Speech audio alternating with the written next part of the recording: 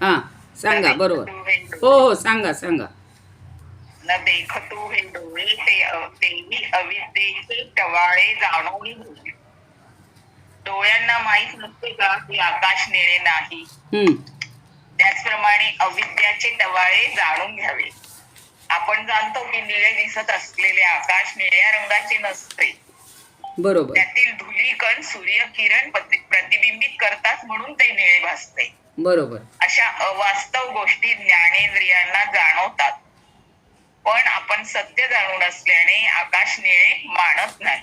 बरोबर. म्हणून माऊली म्हणतात, सत्य जाणीवपूर्वक समजून घ्या आणि अविद्येद्वारे पसरलेल्या गोष्टींचे बनावट स्वरूप टाळा.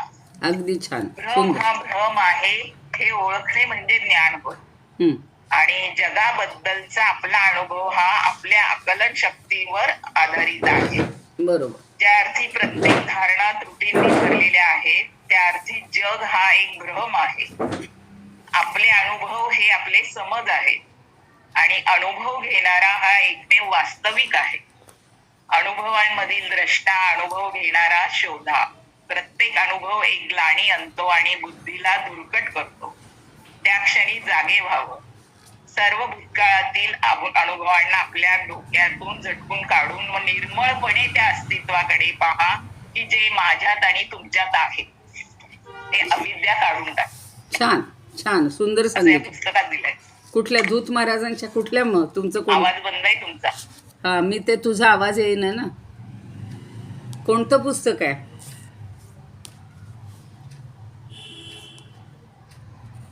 बरं, छान झालं, चांगलं सांगितलं. आता पुढची घेऊया. म्हणजे ही अविद्या कशी आहे? मला वाटतं 38 पण झाला होता बहुतेक काल, पण पुन्हा एकदा बघूया. अविद्या येणे नावे, मी विद्यमानची नव्हे, हे अविद्याची स्वभावे सांगतसे. अविद्या येणे नावे, मी विद्यमानची नव्हे, हे अविद्याची स्वभावे सांगतसे. आता अविद्या येणे नावे म्हणजे अविद्या असं नाव कुणाला दिले? त्या अविद्येला आपण दिलं गेलेलं आहे. पण मी विद्यमानाची नव्हे, तिला माहिती आहे की मी विद्यमान नाही आहे म्हणून मी अविद्या आहे. हे अविद्याची स्वभावे, हे अविद्येच्या स्वभावानंच सिद्ध होतं. सांगत असे म्हणजे तिच्या नावातच तो अर्थ भरलेला आहे. तिचं अविद्या हे नावच सांगतं की ही अविद्या नाही किंवा मी नाही. आपण काही लहान मुलांना विचारतो अशी नावं असली की त्याचा अर्थ काय, तर त्यांना सांगण्यात जरा आनंद वाटतो की ते म्हणतात आम्हाला अर्थ माहिती नाही. आता या अविद्येलाच काही अस्तित्वच नाही आहे आणि त्यामुळं ती सांगते ती सिद्ध होते की अविद्या नाही. हेच तिचं अविद्या नाव शोभून दिसतं म्हणा किंवा हेच तिचं अविद्या हे नाव सांगतं. आता याच्यावर मायेवर भरपूर एकनाथांनी, समर्थांनी आणि ज्ञानदेवांनी तर आपल्याला 7वा अध्याय आठवत असेल, भरपूर त्याच्यावर विवेचन केलेली आहेत. तरी थोडीशी आपण समजून घेऊ. एकनाथ महाराज म्हणतात, माया म्हणवी येणे नावे, मी कदा विद्यमान नोहे, या लागी अविद्या येणे नावे, वेदानुभवी गर्जती शास्त्रे. सगळी वेदानुभवी, वेदांचा अनुभव घेतलेली जी शास्त्रं आहेत ही गरजून सांगतात की माया म्हणती येणे नावे, मी कदा विद्यमान नोहे, मी कधी अस्तित्वातच नाही आहे. हे सगळे सांगतायत समजावून.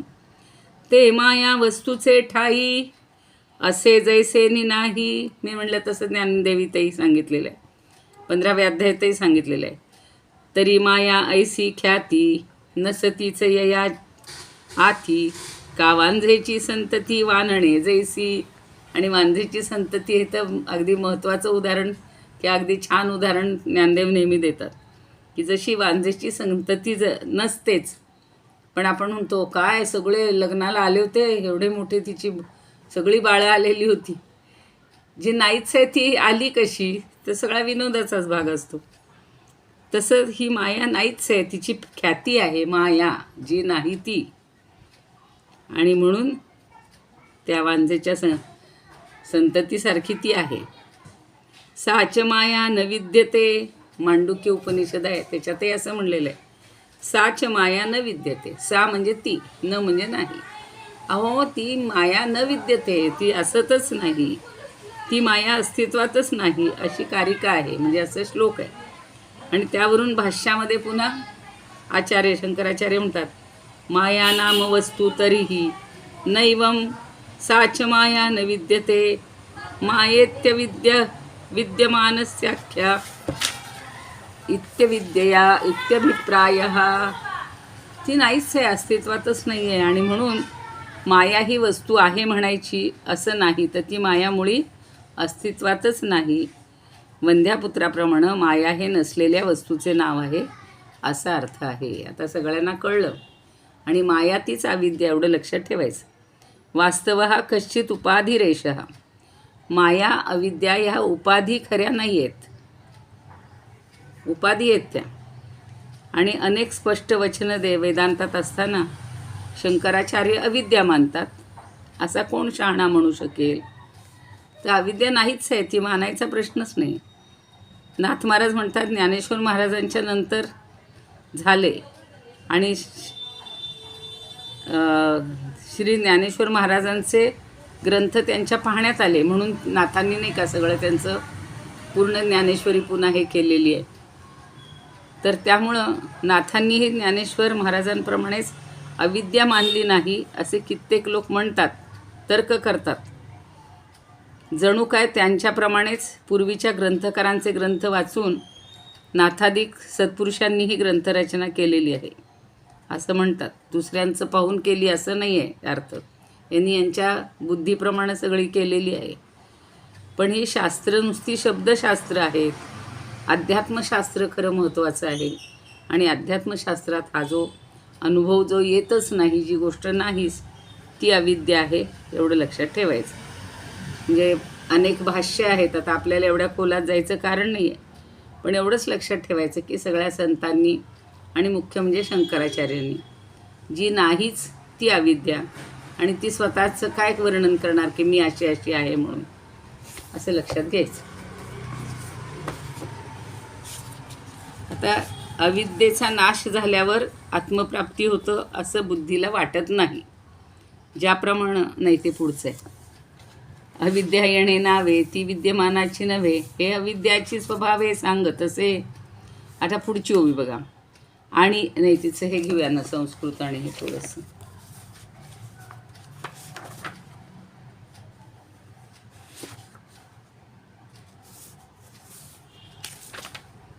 अविद्या निजनाम्नैव नास्ति मे विद्यमानता, इति सा स्वमुखे नैव स्वाभावं वक्तिभिरुकान. वक्ती म्हणजे व्यक्त करतात किंवा बोलतात. अविद्या निजनाम्नैव, स्वतःचंच नाव आहे, पण न अस्ति मे विद्यमानया, विद्यमानता ती सांगते की मला अस्तित्व नाहीच आहे, माझं नाव अविद्या ठेवले. आता काही काही वेळेला असं म्हणतो ना आपण, नाव सोनूबाई आणि हाती कथलाचा वाळा, हे जे म्हणी पडलेले आहेत, नाव विद्या म्हणतात आणि ती शाळेतच जात नाही. तसं आता हिचं नाव अविद्या ठेवले, त्याच्यातूनच कळते की तिच्या ठिकाणी ती विद्यमान नाही किंवा तिचं अस्तित्व नाही. इति सा स्वमुखे नैव स्वाभावं वक्तिभिरुकान. आणि ती स्वतःच्या अनुभवातूनच, स्वतःच्या मुखातूनच सांगते की मी अस्तित्वात नाही, तर मला कशाला, माझं अस्तित्व कसं असेल.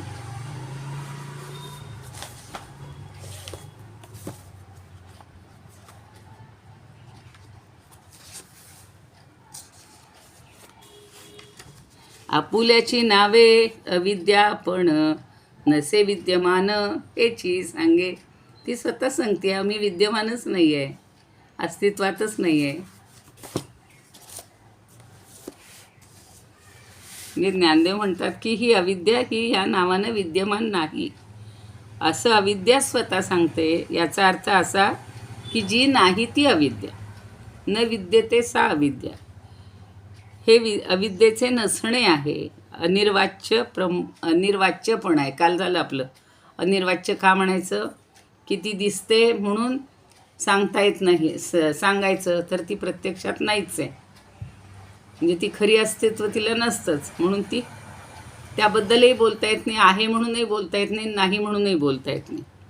म्हणजे असं की जी स्वतःच्या मुखाने सांगत आहे की मी नाही, तर ती अविद्या आहे असा हट्ट कशाला म्हणायचा. आता एखादी पोरगी म्हणाल माझ्या आईबाबांनी ठेवलं नाव विद्या, पण मी काय करू, मला शाळेत जावं. सकाळच आमच्याकडे 2 मुली येतात बघा, 2 बहिणी आहेत. एकीचं नाव आहे कविता आणि दुसरी आहे वर्षा. तर ती वर्षा अगदी इतकी अभ्यासात हुशार आहे की सगळी घरची कामं करते, आमच्यासारख्यांकडे आले तर आम्हालाही मदत करते, आपलं आवरू लागते. आणि काल आली तर ते सगळं म्हणे मला तुमचा मोबाईल द्या, त्याच्यावरनं मला स्वाध्याय लिहायचं आहे.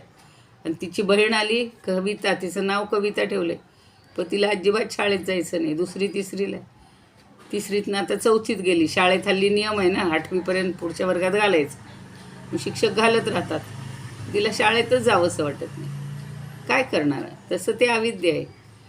तिला काही नाहीच आहे, अस्तित्व नाही आहे, पण लोकांनी तिच्यावर आघात केल्यासारख्या, तू अविद्या आहेस, तू अविद्या आहेस, म्हणून ती म्हणते माझं अस्तित्वच नाही तर मी काय सांगू.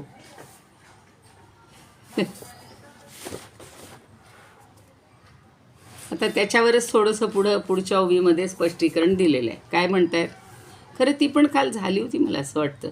आणि निर्वाच्यपण ते दुजे ही देवांगण, आपुल्या अभावी आपण साधी, तसे ती पण झाली होती. देवांगण म्हणजे प्रतिज्ञा.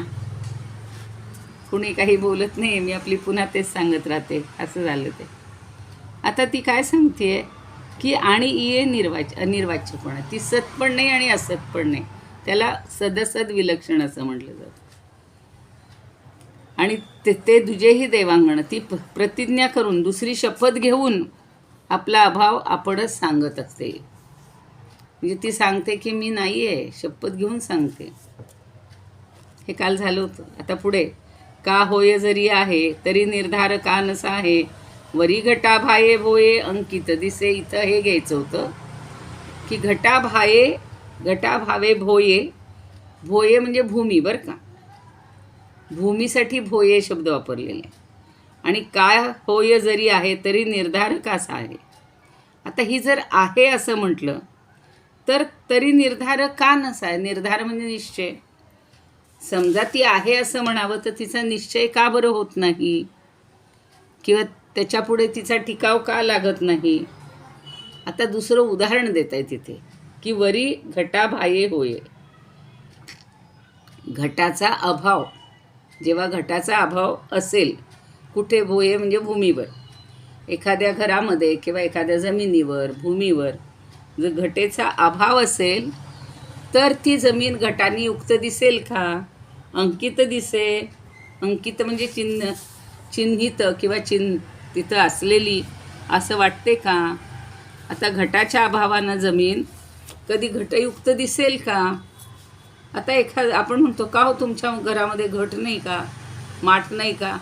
आता लोक सांगतात नाही आहे, तरी सगळं घर धुंडाळून पाहिजे, बघू इथं ठेवलं आहे का, तिथं ठेवलं आहे का. नाहीच आहे म्हणल्यानंतर ती भूमी घटायुक्त कशी असेल, नसणार.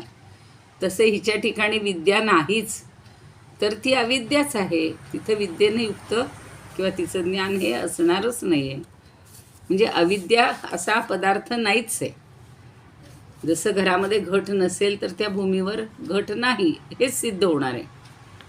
पण आता पूर्वी जे इथं कशी असतात, मतांतर असतात. एक जण म्हणतो ही अविद्या आहे, आणि जे त्यांना उत्तर देणारे सांगतात की जी अस्तित्वातच नाही तिला आहे, मग कशाला म्हणायचं. मग तसं घट नाहीच तर तिथे घटाचा अभाव आहे असं म्हणण्यापेक्षा इथे घट नाही म्हणणंच योग्य आहे ना.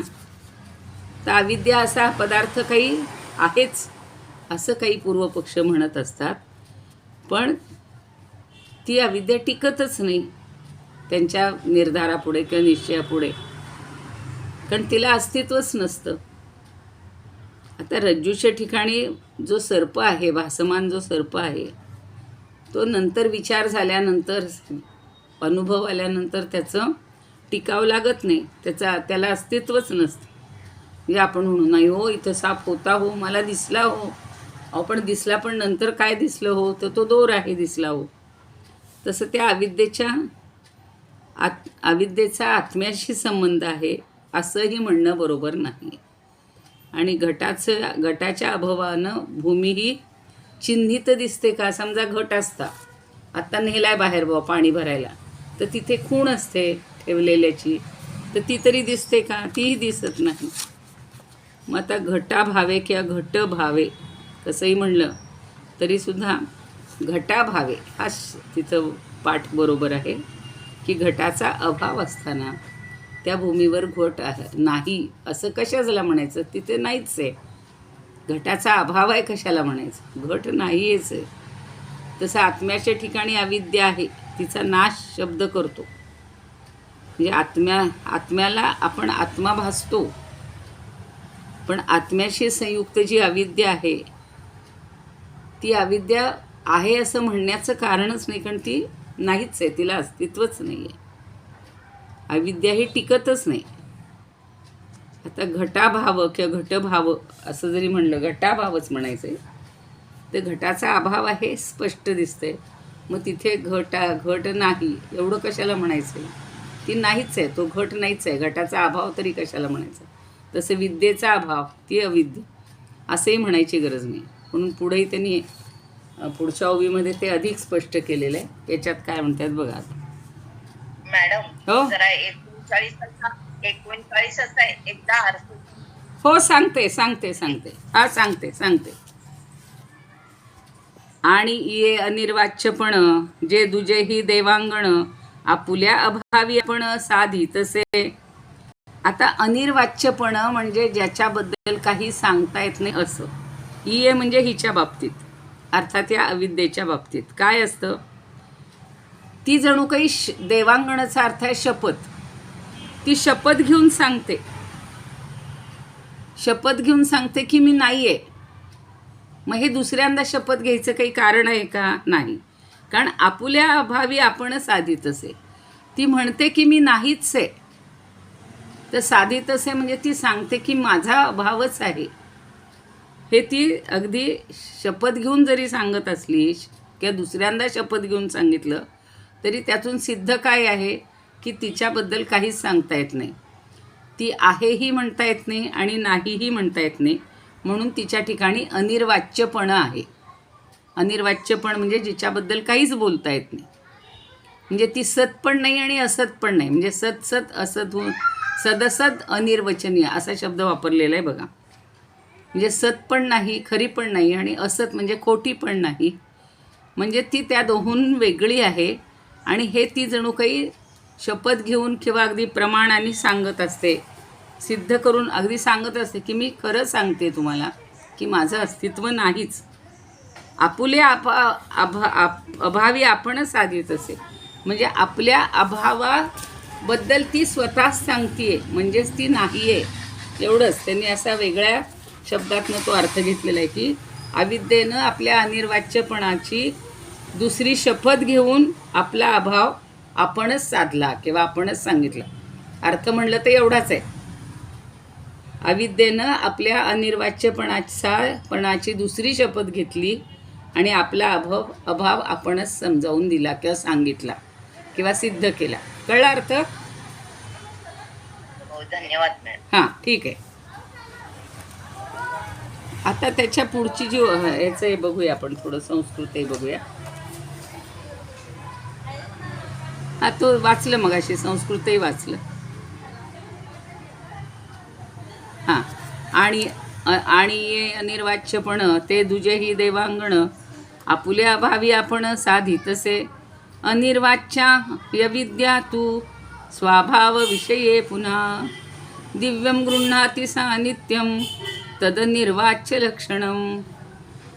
अनिर्वाच्य म्हणजे जिच्याबद्दल काहीही बोलता येत नाही, ही अविद्या. ही म्हणजे पहिली वेलांटी बरं का. ही म्हणजे कारण ही अविद्या कशी आहे? अनिर्वाच्य आहे. तू म्हणजे परंतु, स्वभाव विषये पुन्हा, पण स्वतःच्या विषयी ती पुन्हा काय सांगते? दिव्यम गृह्णाति सानित्यम तदनिर्वाच्य लक्षणम. ती आपल्या अनादिपणाचं शपथ घेऊन सांगते की मी अस्तित्वातच नाही, असं ती स्वतः दुसऱ्यांदा शपथ घेऊन सांगते की माझं अस्तित्वच नाही. तर तुम्ही मला कशाला अविद्या म्हणत बसताय? असं तिचं थोडक्यात सांगणं आहे.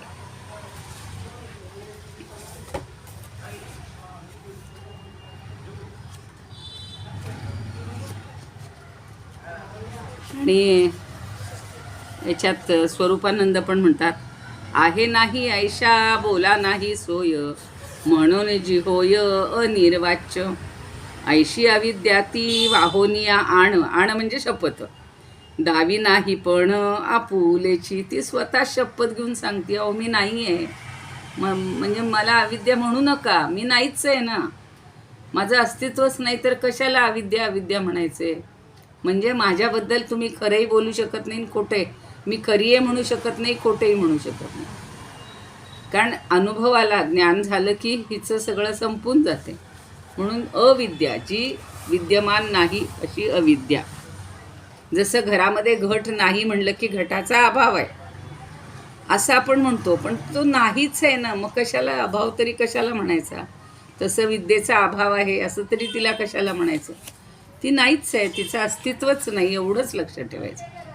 अविद्या नाही, आपण ती नष्ट झाल्यावर मला ज्ञान होतं हे जे म्हणतोय ना, तर हेच चुकीचं आहे असं ज्ञानदेव या सगळ्या उदाहरणातनं पटवून देतात. आता पुढचे बघा, अविद्या नाशी आत्मा ऐसी नवे प्रमा, सूर्याअंगी तमा जया परी. पुन्हा पुन्हा तेच उदाहरण देतात. आता हे उदाहरण आपल्याला पक्क लक्षात येईल की सूर्याअंगी तमा जयापरी. जयापरी म्हणजे ज्याप्रमाणे सूर्याच्या ठिकाणी अंधार आहे का हो, सांगावं लागतं का. सूर्य म्हणजे प्रकाश, सूर्य इज इक्वल टू प्रकाश. सारखं सांगायचं का हो सूर्याच्या ठिकाणी अंधार नाही, काही सांगायची गरज नाही, पण तिथे नाहीच आहे अंधार, सूर्याला अंधार माहितीच नाही. तसं अविद्या नाशी आत्मा ऐसी नवे प्रमा. प्रमा म्हणजे ज्ञान. ज्ञान झालं याचा अर्थ ती अविद्या नष्ट झाली, किंवा आत्मा काय करतो, अविद्येचा नाश करतो. हेही म्हणणं चुकीचंच आहे. अविद्येचा नाश झाल्यावर आत्मप्राप्ती होते असं बुद्धीला वाटत नाही. म्हणजे आपण जे सारखं म्हणतो की आत्ता आपण अज्ञान आहोत, अज्ञान दूर झाल्यानंतर आपल्याला आत्मज्ञान होईल. पण आत्म्याच्या दृष्टीनं अज्ञानाची काही गरजच नाही, कारण सूर्याला जसा अंधार माहितीच नाही आहे, तसं शब्दांनी अविद्येचा नाश केला मग आत्मा भेटतो. शब्दांनी जर अविद्येचा नाश केला तरच आत्मा भेटतो, हे म्हणणं सुद्धा चुकीचं आहे. म्हणजे 20व्या ओवीपासून त्यांनी हा उपक्रम सुरू केलेला आहे की अशा प्रकारचं ज्ञान म्हटलं म्हणजे अनुभव कुठंही नसतो. आत्म्याच्या ठिकाणी अविद्या नाहीच आहे ना, अविद्या ही अस्तित्वातच नाही. आपण आपल्यासारखं म्हणतोय की आत्म्यावर अविद्येचा हे आवरण आहे आणि म्हणून ती दूर झाल्यावर आपल्याला आत्मा दिसतो. तर आत्म्याचा आणि अविद्येचा काहीही संबंध नाही, अशा या वाक्यात लक्षात घ्या. ज्याप्रमाणे सूर्याचा आणि अंधाराचा काहीही संबंध नाही.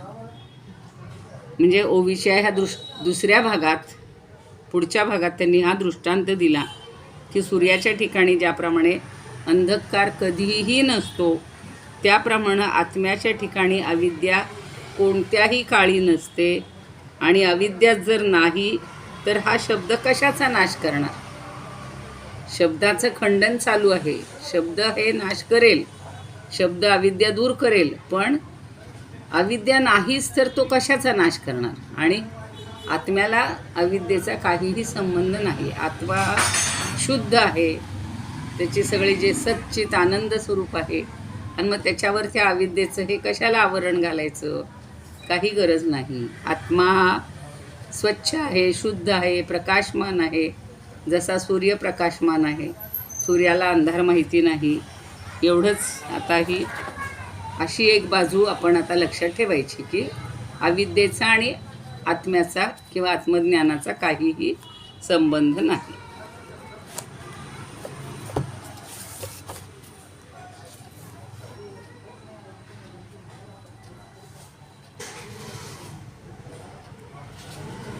अविद्यानाशी आत्मा ऐसी नमे प्रमा, सूर्यांगी तमा जया परी. म्हणजे आपण जे सारखं म्हणतो की आत्मप्राप्ती होण्यासाठी पहिल्यांदा अविद्येचा नाश व्हावा लागतो, हे जे म्हणणं आहे हे बुद्धीला युक्त नाही.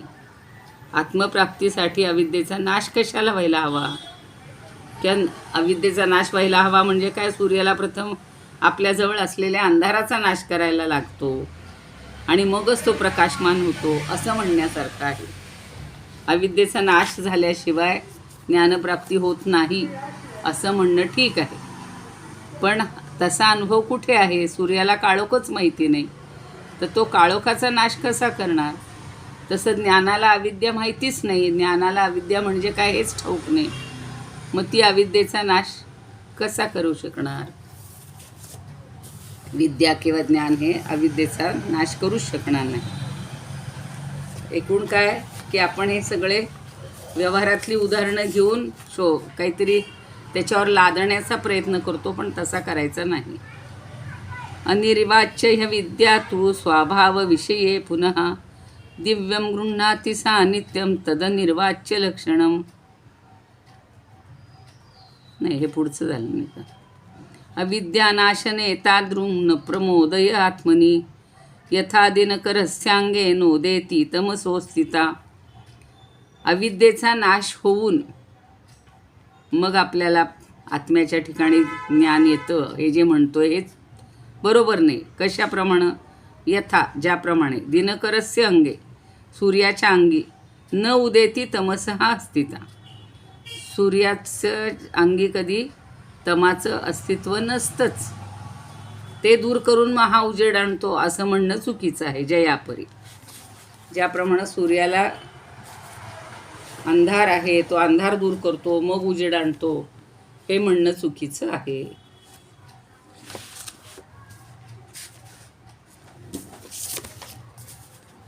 हे शब्दाचं खंडन म्हणून चाललंय की शब्दाच्या आधारे आपण एक एक शब्द बोलत असतो, एक एक विधान करत असतो, ते कसं चुकीचं आहे. काय अंधाराचा करोनी विलय पावतसे सूर्य सूर्यपण तैसे आत्मयासी काय आत्मपण अविद्या नाशो न प्राप्त होय. ही अविद्या आपल्या ठिकाणी आहे, आपल्याजवळ हे अज्ञान आहे, पण ते आत्म्याजवळ अज्ञान नाही, एवढं लक्षात ठेवायचं आपण. आत्मा स्वयं सिद्ध चिदानंद घन नित्य स्वयंपूर्ण एकलाची एक आत्म्या विण दुजी वस्तू नाही अविद्या ती काही कैची तेथे. सगळ्यात लक्षात ठेवायचं की अविद्या काही कैची तिथे नाहीच आहे. कशी आहे? कशी यायचा प्रश्नच नाही, ती नाहीच. आत्मा हा आत्मरूपच आहे, त्याला अविद्या वगैरे हे शब्दांनी खंडन करण्याची काहीही गरज नाही, कारण शब्दाचंच खंडन होते, शब्दच अपुरे पडतात. आपण शब्दाच्या आधारे काहीतरी असं अज्ञानानेच हे सगळं बोलत असतो. म्हणून ती अविद्या नाशी आत्मा ऐसे नव्हे प्रमा सूर्यात अंगी तमा जयापरी. आता अज्ञानाला आपण अस्तित्व मानतोय आणि या समजुतीनं ज्ञानेश्वर महाराज त्याचं खंडन करत आहेत. तर अज्ञानाला अस्तित्वच नाही एवढं आपण लक्षात ठेवू. बाकी जास्त खोलात शिरण्यापेक्षा तिथंच थांबलेलं बरं आहे. आता उद्या लक्षात ठेवा 41 ओव्या झालेल्या आहेत आणि 42 पासून आता ही अविद्या कशी आहे तर मायावी आहे म्हणतात. पुढच्या ओवी वाचून ठेवूया फक्त. हे अविद्या तरी मायावी मायावी पण चिलपवी साचा आली अभावी आपुला आहे. तर ही अविद्या मोठी मायावी आहे आणि ती आपलं मायावी पण लपवत असते आणि आपण मुळीच अस्तित्वात नसताना आपण खरी वस्तू आहे अशी भासवते. भासवण्याचं काम करते ती अविद्या. खरीच आत्ता म्हणतायत की ती शपथ घेऊन सांगते की मी नाही आहे, पण मी आहे असं भासवते. बरोबर आहे ना? आपल्याला हे सगळे भास होत आहेत, हे सगळं खरं वाटतंय. आता पुढच्या ओवीपासून आपल्याला जरा वेगळा हे लक्षात येतो की ती मुळात नाही आहे हे खरं आहे, पण मी आहे असं ती भासवते.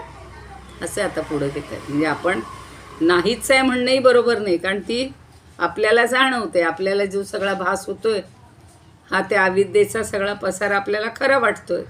ही वस्तुस्थिती आहे. थांबूया, प्रार्थना म्हणूया. इदमुपकर्तुं भुवनमण्डलं समुदितमिव भास्करं सादरं वन्दे ज्ञानेश्वरं. त्रिभुवनमाता भगवद्गीता लोकमंगला लोकविश्रुता लोकहितं संततं ज्ञायता येन ज्ञानेश्वरी विरचिता श्रित्वा प्राकृतगिरं सादरं वन्दे ज्ञानेश्वरं सादरं वन्दे ज्ञानेश्वरं गीताशास्त्रं क्वाम्बुधिकल्पं नवन्तदीयं वयःवचाल्पं विषयविपदां व्रात्यमनल्पं वाग्यज्ञेन च येन भूषितं सरस्वतीमन्दिरं स्वादरं वन्दे ज्ञानेश्वरम् यत्र शारदा कृपाप्रसादः यस्य श्रवणात् परमानन्दः निहितो यत्रामृतनिःस्यन्दः काव्यतत्त्वयोः कृतवन्तं तत् रसायनं मधुरं सादरं वन्दे ज्ञानेश्वरं सादरं वन्दे ज्ञानेश्वरम् आरती ज्ञानराजा महाकैवल्यतेजा सेविती साधू संत मनोवेधला माझा आरती ज्ञानराजा लोपले ज्ञान जगी हित नेणती कोणी अवतार पांडुरंग नाव ठेविले ज्ञानी आरती ज्ञानराजा कनकाचे ताट करी उभ्या गोपी खानारी नारद तुंबरू हो सामगायन करी आरती ज्ञानराजा प्रगट गुह्य बोले विश्वब्रह्मची केले राम जनार्दनी पायी मस्तक ठेविले आरती ज्ञानराजा महाकैवल्य तेजा सेविती साधू संत मनुवेधला माझा आरती ज्ञानराजा ज्ञानेश्वर महाराज की जय पंढरीनाथ भगवान की जय जय तू श्रीकृष्ण जय तू ज्ञानेश्वर